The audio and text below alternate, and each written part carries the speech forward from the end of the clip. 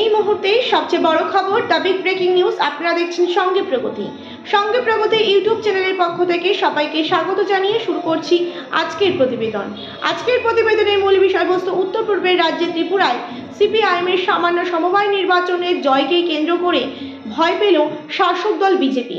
বামেদের আন্দোলন আরও তীব্রতর হয়েছে এই উত্তর পূর্বের রাজ্যে ত্রিপুরায়, এবং পায়ের তলার মাটি ক্রমশ সারিয়ে ফেলেছে শাসক দল বিজেপি। ত্রিপুরায় আগামী দিনে সিপিআই ক্ষমতায় আসবে। শাসক দল বিজেপি তা কিন্তু আর বুঝতে দেরি নেই।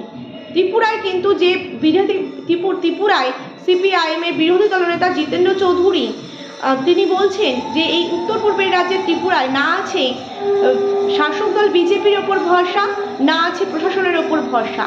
সামান্য একটা প্যাক্স নির্বাচনকে ঘিরেই শাসক দল বিজেপি হারবে ভয় পেয়ে মনোনয়নপত্র জমা দিতেই দিল না, কেড়ে নিল শাসক দল বিজেপির দুর্বৃত্তরা। প্রিয় দর্শক বন্ধু, আপনারা দেখছেন সঙ্গে প্রগতি। সঙ্গে প্রগতি ইউটিউব চ্যানেলে নতুন দর্শক হয়ে থাকলে অবশ্যই চ্যানেলটিকে সাবস্ক্রাইব করে যুক্ত থাকুন নতুন নতুন ভিডিওর আপডেট পাওয়ার জন্য। ভিডিওটি ভালো লেগে থাকলে অবশ্যই লাইক করুন, শেয়ার করুন, আপনাদের মতামত অবশ্যই কমেন্ট বক্সে কমেন্ট করে জানান।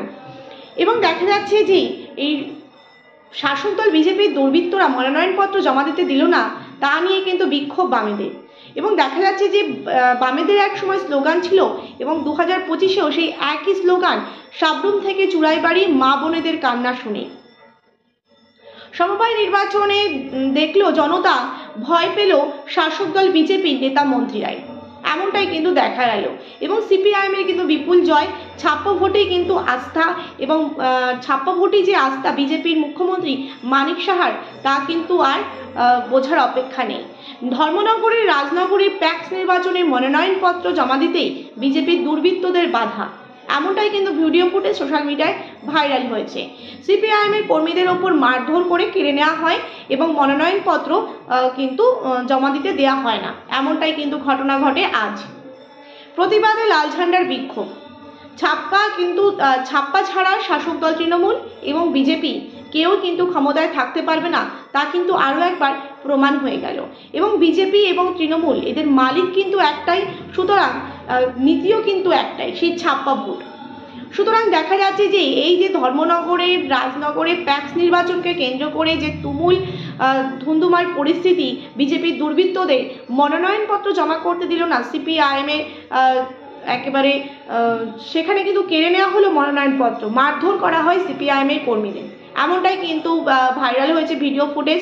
সুতরাং দেখা যায় যে প্রতিবাদ কিন্তু চলছে বামেদের এই নিয়ে।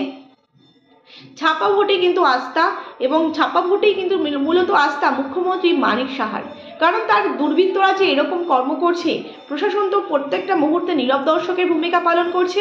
অন্যদিকে দেখা যাচ্ছে বিরোধী দলনেতা জিতেন্দ্র চৌধুরী, তার যে বক্তব্য, এই উত্তর পূর্বের রাজ্যে ত্রিপুরাতে না আছে শাসক দল বিজেপির ওপর ভরসা, না আছে প্রশাসনের ওপর ভরসা। সুতরাং বলা যেতে পারে যে মানুষ কিন্তু আর ভরসা রাখছে না এই শাসক দলটির ওপর। আগামী দিনে এই দল কিন্তু ভেঙে যাচ্ছে, সিপিআইএম কিন্তু ক্ষমতায় আসছে, সেই কারণেই এত ভয় শাসক দলের বিজেপি।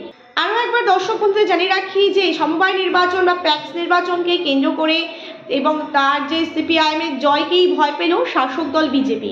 বামেদের আন্দোলন কিন্তু আরও তীব্রতর হয়েছে, কারণ মনোনয়নপত্র জমা করতে দেয়নি, সিপিআইএম এর কর্মীদের উপর মারধর করা হয়েছে। বিক্ষোভ আন্দোলন কিন্তু চলছে এই ধর্মনগরের রাজনগরে প্যাক্স নির্বাচনকে কেন্দ্র করে।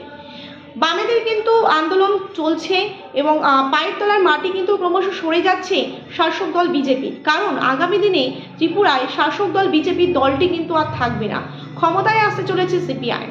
সেই কারণেই ভয় এত।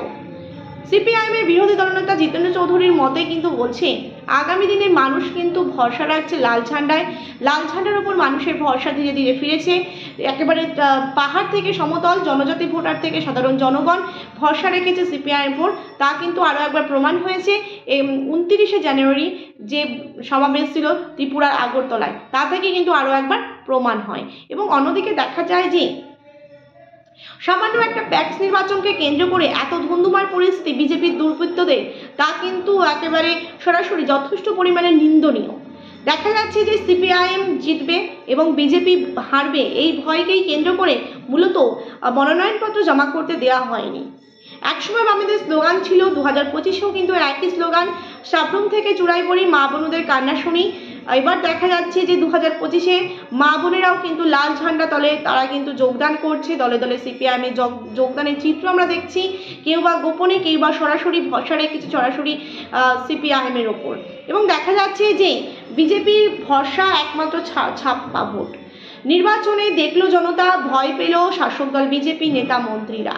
ছাপ্পা ভোটই আস্থা কিন্তু বিজেপি, তা কিন্তু আর বলার অপেক্ষা রাখে না। ধর্মনগরের রাজনগরে প্যাক্স নির্বাচনকে কেন্দ্র করে ধুন্ধুমার পরিস্থিতি, সেই ভিডিও ফুটেজের একটা ঝলক আপনাদের সামনে তুলে ধরছি, দেখুন।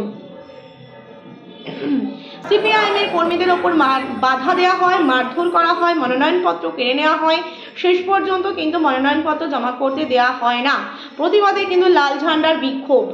প্রিয় দর্শক বন্ধু, এই ছিল আমাদের আজকের প্রতিবেদন। ভিডিওটি ভালো লেগে থাকলে অবশ্যই লাইক করুন, শেয়ার করুন, আপনাদের মতামত অবশ্যই কমেন্ট বক্সে কমেন্ট করে জানান। নতুন দর্শক হয়ে থাকলে চ্যানেলটিকে সাবস্ক্রাইব করতে কিন্তু একদমই ভুলবেন না। ধন্যবাদ সকলকে।